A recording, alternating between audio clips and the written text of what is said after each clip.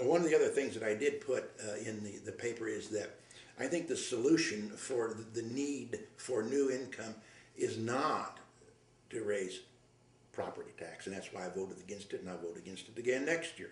I don't think that's a solution. We have to reorganize and look at how we're functioning based on our population. I know when I drove into Danville to visit it, there was a sign out there, and we had over 40,000 people out there. By the time they hung the sign for the 1980 census, it was down below 40, 38, 39.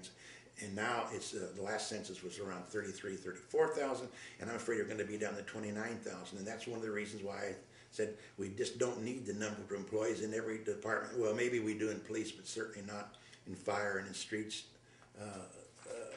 at least in fire, to handle our declining population.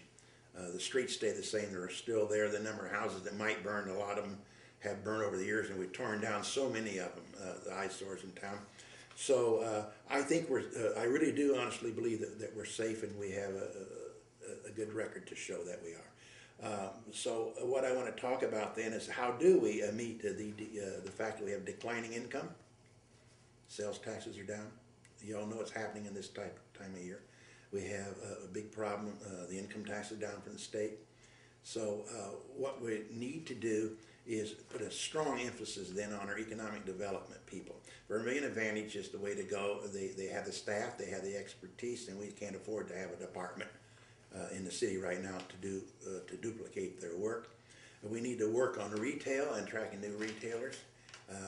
We need to work on attracting industrial businesses and especially service businesses, which have been of late very good for our community. And in order to do that, we need an active pursuit. I know that Vicki downtown with the Vermilion Advantage just announced that we have over 15 people right now looking at a Danville, and I think that's great. They're slow to make their decisions in these economic times, but I have the confidence that this is the way to raise income. And then because when we track these businesses, then the sales taxes go up and everything else in line with them. So I think they can meet this challenge, and certainly between that and the efforts the mayor and the alderman and his staff are making, I think we'll get the job done, and we'll see new income without having to raise a lot of taxes.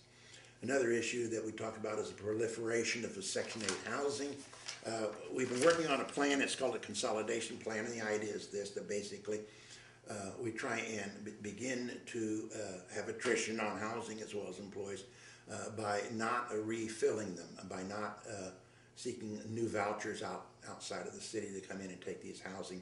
We would like to close those units down as we go, and then therefore you can understand that we would have in our community our resource to help the people that are in need of public housing that can be spread amongst them, and would do a lot better than to have an enormous population or enormous percentage of our population that occupies public housing, which, by the way, Danville is one of the highest in the state on the percentage of populations that we have in total that are on public housing. Likewise, the number of houses and units in our city has one of the highest uses of Section 8 housing. So we're really addressing that. We're going to turn that thing around. We have a plan to do it, and the mayor will be probably, that administration will be giving you more information on that, and I think most of the aldermen are going to get behind it as well. Go to my website, that's sfoster.info, .info, and there you can see some of my past things that I've said and some of my past positions on